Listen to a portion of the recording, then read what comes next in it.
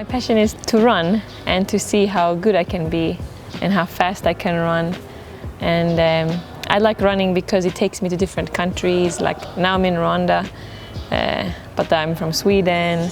And for example, I train in the US, and that's only because of running. So running has brought me many places. It took me to college or university and just across the world. And every year I strive to see how good I can become and how I can improve myself.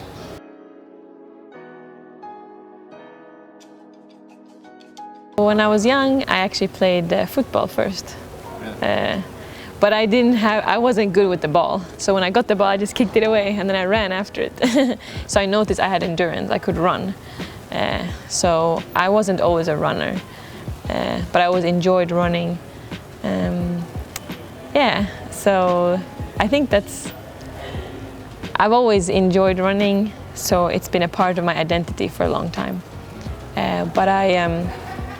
So I started in Sweden, I ran there, and then I wanted to see how good I could be in running. So I went to the US for college.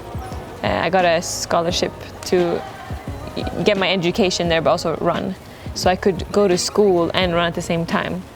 Mostly I just wanted to run, but I knew that if I have to make it in life as well, I probably needed education. So that's what the US was good for me. I could run and go to school at the same time. And then from there on, I stayed there, and now I run for a professional team. But really, I think who I am is just, I see myself as a runner from Sweden who has big goals and just tries to be positive and, see how far I can make it.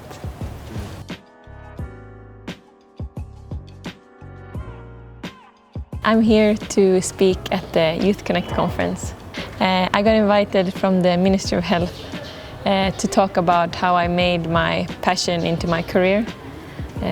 So talk about how I used running to become my job, and how to maybe be successful if you have a passion or a hobby in something that's maybe not conventional, like running. It's a bit different.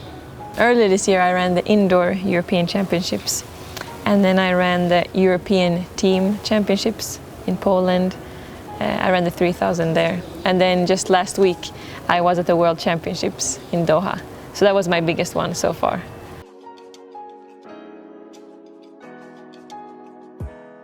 It was very warm, so we never went outside, and the stadium wasn't air conditioned, but it was a really cool experience, and to run against the best in the world and see how what place I could get.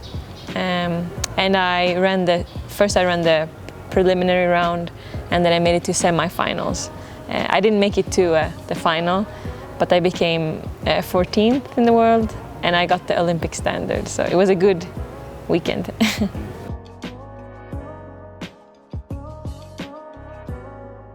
I don't remember exactly what I was ranked.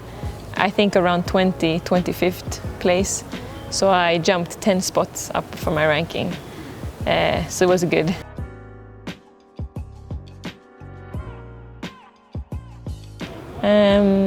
I think since I was really young, I always liked running.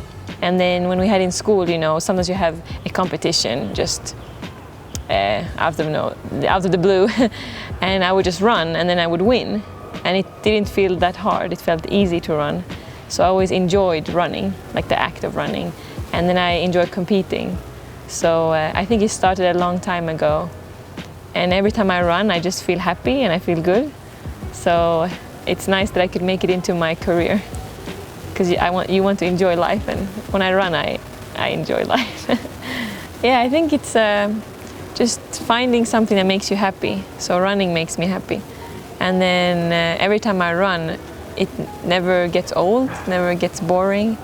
So I think that's why that became my career and my passion, because it's something I enjoy doing. And yeah, I don't know, for me, it feels like the only thing that I want to do in life is to run.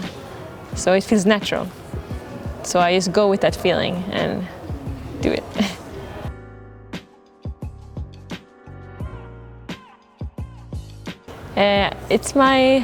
I've lost count now. I've been here a few times. Maybe it's my 5th time.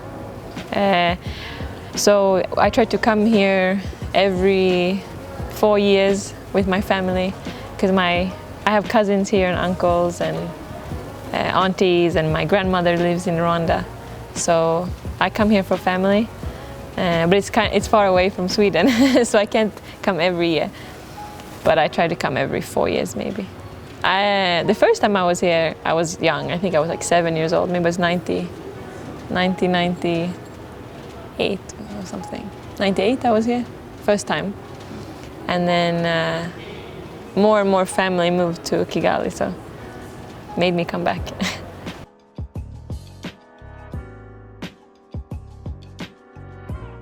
I think my favorite place is Kisani or Yisani, with the beach and everything there. And I like running there too, because it's like a smaller city, but it's more calm, but it's alive at the same time.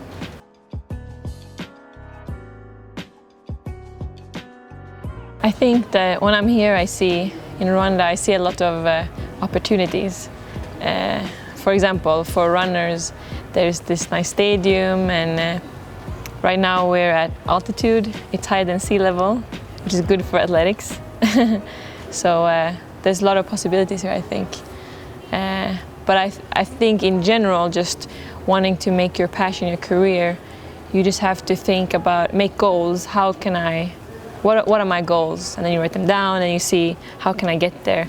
And there's many ways, I think, to get to your goals. You just have to look around, ask people, and seek advice from older people who know what it's like. But I think that the most important thing is to always work hard and always keep believing that you can do it. And then you have to be patient. So it's not going to take, 1 week or 1 month. It might take years to get to your goals. I think that running is always hard. So as a runner, you're faced with many challenges all the time. So I believe that it's hard. The key is that even though it's hard, you have to find a way. So I think that it's probably hard, but you have to try to seek a way to make it anyways. So you see maybe the hardships and the challenges as something good for you. It makes you stronger.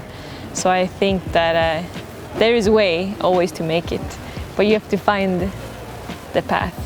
But as an athlete, the good thing about being here in Rwanda is that you are above sea level, which is good for your red blood cells and your heart. So for me, for example, I travel sometimes to higher altitudes to train. But as a Rwandan, you're born here, so it's good.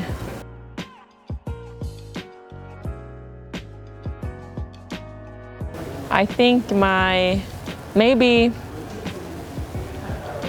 it must be the World Championships. When I ran in the semifinal and I ran 4:03, it was for me that's very fast, or I've always seen that as a very fast time, and that I could run it myself. So it was like, wow, it's like I proved to myself that I could run with the best in the world, and that I can be at world-class level. And it inspires me to just keep going, because I never used to win championships or even be, top. Like when I was in university, I was never at nationals or the top 10 or anything like that. Not even top 100 maybe.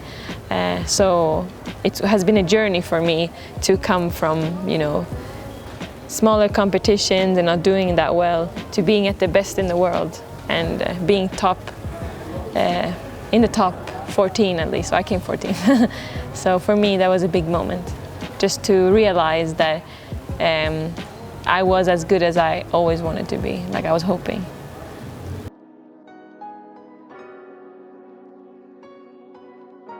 When I ran the qualifying time, I almost felt more relief, because I had that goal this whole year and just thinking about running, you know, under the World Championship standard. And when I finally got it, I was happy, but it was almost like, whew, you know, because I knew I could do it. But you can always talk about what you can do, but you have to do it also, you know. You have to execute the plan. And so when I finished the race, I was happy, but more relieved, because I knew I could do it. So I didn't want to waste opportunity. It was mixed feelings. I have a lot of personal goals I want, like time goals in running. Because I run the 1500, but I also run the 800 and the 3000 meters and the 5000 meters. So I have some time goals for all of those events. But right now, the one that's closest is to make the Olympic team for Sweden.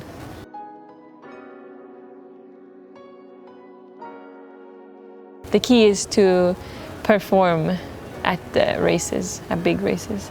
So the faster you run, the more attention you get and the more money there is. So really, it's just about improving your time. So I would say just focus on improving yourself, train well and recover well, and then the money will come. But it doesn't come until you actually make it. So in the beginning, it might be tough. Because for me, for example, there were years I didn't make any money because I wasn't performing at a high level, like the level you need to make money. So you have to be patient, but then it will eventually come.